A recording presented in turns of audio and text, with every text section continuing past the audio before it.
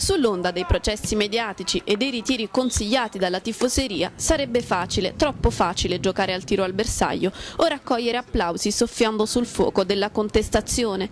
Più saggio affrontare una questione che esula dalla crisi del momento, un problema strutturale che l'opinione pubblica ha sempre colpevolmente trascurato. Per Paolo Marino ha scelto e perpetrato un modello unidecisionale che dà al club una dimensione un po' provinciale e patriarcale. L'esperto dirigente irpino, più temuto che amato tra gli addetti ai lavori, si è caricato di una serie smisurata di compiti.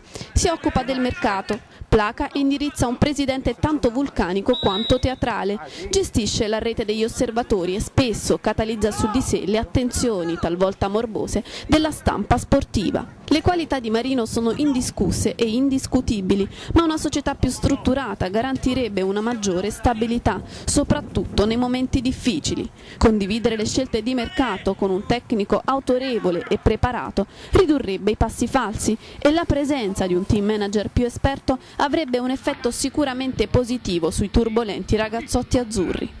Per eccesso d'amore e di sicurezza il DG azzurro sta facendo incetta di critiche e rimbrotti, un sorso di veleno dopo le mielose sviolinate collezionate nella scorsa stagione. Gli altalenanti umori del pubblico non devono stupire, ma è decisamente fuori dal tempo un dirigente che si carica di ogni sorta di responsabilità.